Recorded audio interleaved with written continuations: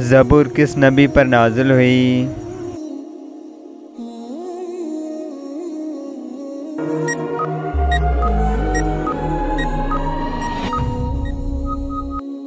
Option A हज़रत दाऊद अलैहिस्सलाम पर,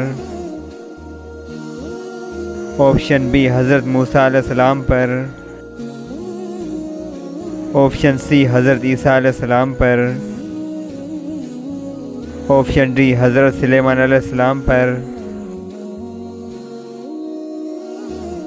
जिसका सही जवाब है हज़रत दाऊद अलैहिस्सलाम पर।